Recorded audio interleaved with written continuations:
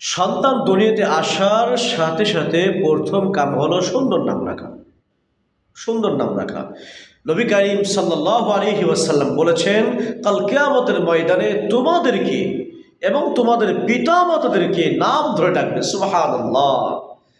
আমার নাম ধরে আল্লাহ সুবহানাহু ওয়া তাআলা ডাক দেবেন এবং আমাদের পিতা মাতাদেরকেও নাম ধরে ধরে ডাকবেন। সুবহানাল্লাহ, সুবহানাল্লাহ।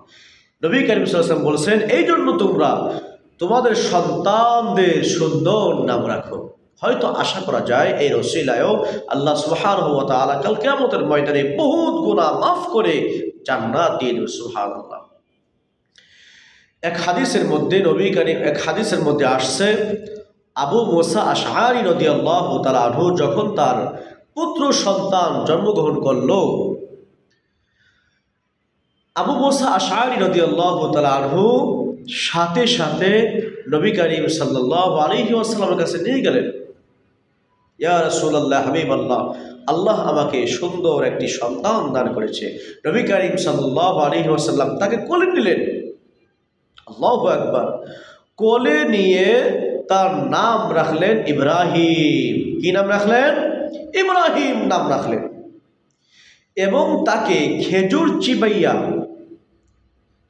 চিবাইয়া তার মুখে দিলেন, তাহনিক করালেন। এটা সুন্নাত, তাহনিক করালেন।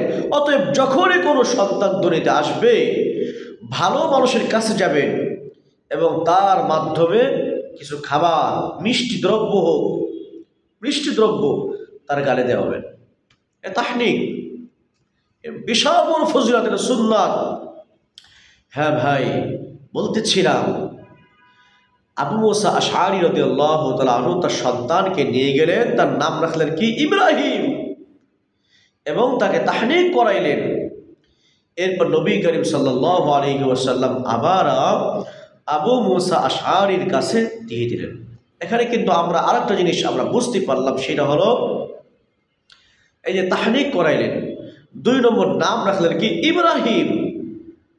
নবীর নাম রাখলেন ইব্রাহিম আলাইহিস সালাতু ওয়াস সালাম একজন নবী ছিলেন। আবু মুসা আশআরীর সন্তানের নাম রাখলেন ইব্রাহিম। অতএব আমরা যদি পারি নবীদের নাম রাখবো, সাহাবীদের নামের সাথে মিলাই রাখবো, তাবেঈন, তাবেঈন, আইম্মায়ে মুজতাহিদিন, ফকিহ, বড় বড় আলেম যারা, তাদের নামের সাথে মিলাইয়া সন্তানের নাম রাখবো। অথচ এখন মানুষ নাম রাখে কি? সল্টু, বল্টু, এমন এমন নাম রাখে, কুত্তা, বিড়াল, আস্তাগফিরুল্লাহ, আস্তাগফিরুল্লাহ। পশু পাখির সাথে মিলাইয়া সন্তানদের নাম রাখে। অতএব নাম রাখবো কি? নবীদের নামের সাথে। আল্লাহ তাআলা আমাদের সকলকে আমল করার, বুঝবার তৌফিক দান করুক এবং দুনিয়া এবং আখিরাতে উভয় জগতে সৌভাগ্য অর্জন করার তৌফিক দান করুক। আমিন। আসসালামু আলাইকুম ওয়া রাহমাতুল্লাহ।